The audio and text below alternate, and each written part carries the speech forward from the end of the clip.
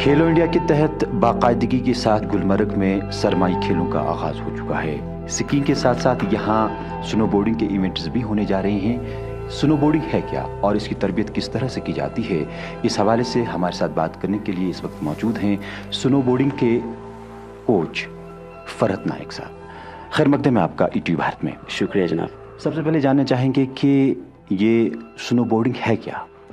Skiing और snowboarding, skiing हम दो स्कीज दो पैर में लगा के करते हैं।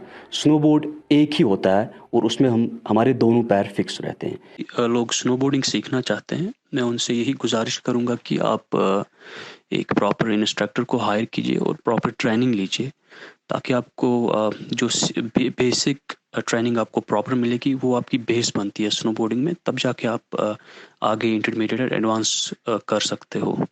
अच्छा, स्कीइंग की रागिब बहुत सारे जो हमारे नौनिहाल हैं जाते हैं, मगर स्नोबोर्डिंग जो है उसमें कम रागिब हो रहे हैं। वजह क्या है इसकी? इसमें क्या है कि जो इक्विपमेंट था पिछले, मतलब अगर हम 2010 की बात करें, 2010 तक यहाँ मुझे नहीं लगता 4 या 5 स्नोबोर्डर थे। तो फिर 2010 से लोगों ने अपनी पर्सनल एफर्ट्स से इक्विपमेंट लाया, क्योंकि टूरिज़्म डिपार्टमेंट के पास तब उतना इक्विपमेंट नहीं था। स्कीइंग तो अवेलेबल थी बट स्नोबोर्ड्स अवेलेबल नहीं थे इक्विपमेंट की वजह से। और जो हमारे लिफ्ट्स हैं यहाँ पे, जो बिगिनर बेबी स्लोप जिसको हम बोलते हैं, वहाँ पे अगर आप स्नोबोर्ड सीख रहे हो, they will not allow you to use that lift. वो बोलते हैं कि स्नोबोर्डर्स की वजह से हमें इस लिफ्ट में डैमेज होता है। तो उसमें क्या प्रॉब्लम होती है, you can not practice more. क्या करने की ज़रूरत है ताकि विंटर स्पोर्ट्स को मज़ीद फ़रोग़ मिल सके? हमें तो बेसिक्स पहले करेक्ट करने हैं। बेबी स्लोप है जहाँ पे हम पहले कुछ दिन स्नोबोर्ड को सिखाते हैं, they are not allowing them to use that lift. तो वो डिस्क्रिमिनेशन फील होता है स्नोबोर्डर में, यार वो मेरा फ्रेंड है, he is using the same thing and I am not. तो वो डिस्क्रिमिनेशन नहीं होना चाहिए।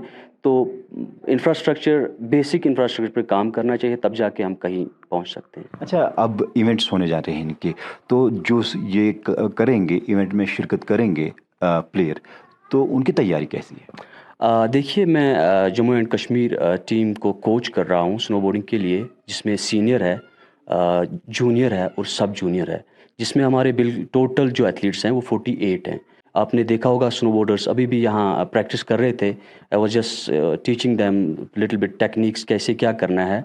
फरहत नाइक साहब, आपने एज अब इस वक्त कोच की जिम्मेदारी निभा रहे हैं, मगर इससे पहले आप खुद भी खिलाड़ी रह चुके हैं, तो आपके सफ़र के बारे में थोड़ा सा हम जानना चाहेंगे। जैसा कि मैंने आपको बोला कि 2008 तक मैं स्कीइंग करता था और 2008 में मुझे एक अमेरिकन से मुलाकात हुई। वो स्नोबोर्डर थे जिनका नाम माइकल निक्सन था। तो मुझे स्नोबोर्डिंग स्की से थोड़ी डिफरेंट लगी, बिकॉज दैट टाइम बहुत कम स्नोबोर्डर्स थे यहाँ। तो मैंने I switch from ski to snowboard. तब से मैं उसके बाद I learn by my self.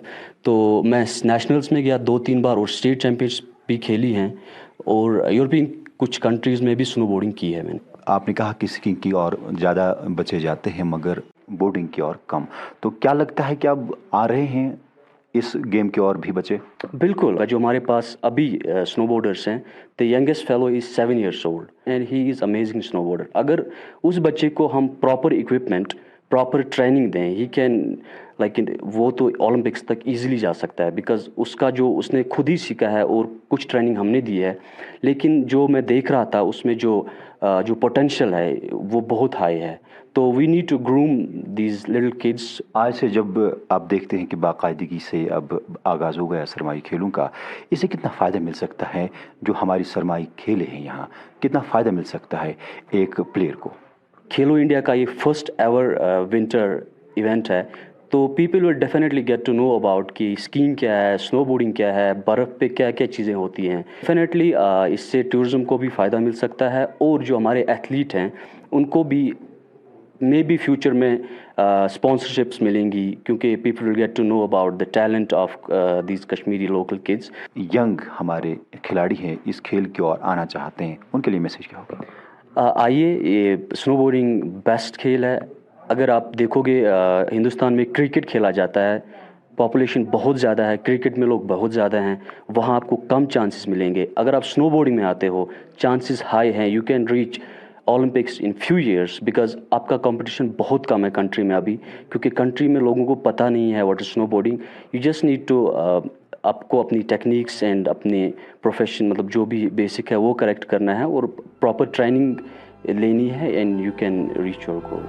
आपने ईटी भारत से बात की, आपका बहुत बहुत शुक्रिया. Thank you very much.